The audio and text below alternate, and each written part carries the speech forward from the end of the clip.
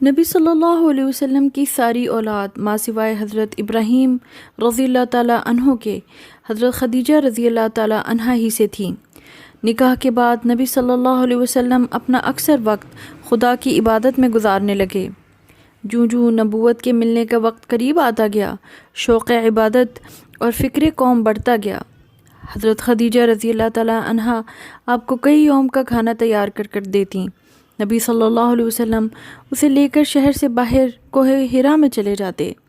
جب آپ کی عمر کے 40 برس پورے ہو چکے تو ایک دن حضرت جبرائیل امین علیہ السلام غار حرا میں تشریف لائے، جیسا کہ بخاری و مسلم میں حضرت عائشہ رضی اللہ تعالیٰ عنہا سے مروی ہے کہ رسول صلی اللہ علیہ وسلم غار حرا میں تھے کہ آپ صلی اللہ علیہ وسلم کے پاس خدا کی طرف سے فرشتہ آیا اور اس نے آ کر آپ سے کہا، اقرأ، پڑھیے۔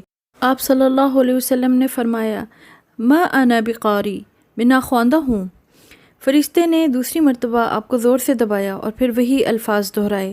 آپ صلی اللہ علیہ وسلم نے پھر وہی جواب دیا۔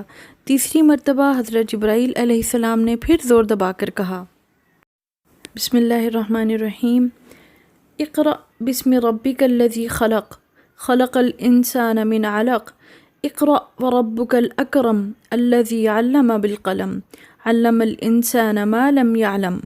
حضرت جبرائیل علیہ السلام خدا کا پیغام دے کر رخصت ہوئے تو نبی صلی اللہ علیہ وسلم گھبرائے ہوئے لرزتے کانپتے گھر لوٹے اور سخت گھبراہٹ کی حالت میں حضرت خدیجہ رضی اللہ تعالیٰ عنہا سے فرمایا، زملونی زملونی۔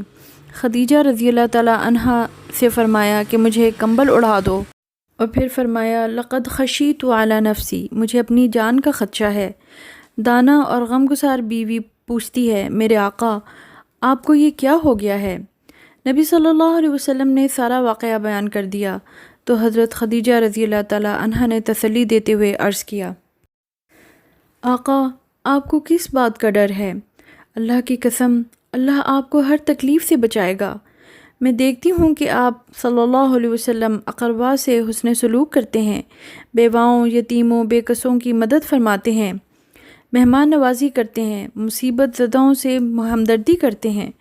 اس کے بعد حضرت خدیجہ رضی اللہ تعالیٰ عنہا حضرت محمد صلی اللہ علیہ وسلم کو ساتھ لے کر تورات و انجیل کے ایک بہت بڑے عالم ورقہ بن نوفل کے پاس گئیں اور اس سے کہا، یا بن عم، اے چچا کے بیٹے، اپنے بھتیجے محمد صلی اللہ علیہ وسلم کی بات سن۔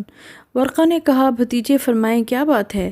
نبی صلی اللہ علیہ وسلم نے غار حرا کا سارا واقعہ بیان کر دیا۔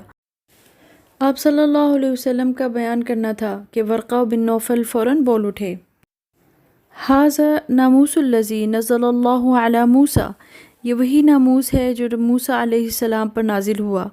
پھر بڑی حسرت سے کہنے لگا، کاش میں اس وقت تک زندہ رہتا، کاش میں اس وقت جوان ہوتا جب تیری قوم تجھ کو یہاں سے نکال دے گی۔ آپ صلی اللہ علیہ وسلم نے تعجب سے پوچھا، کیا میری قوم مجھ کو نکال دے گی؟ ورقہ نے کہا، ہاں، اس دنیا میں جس نے بھی ایسی تعلیم پیش کی اس کے ساتھ ایسا ہی ہوا۔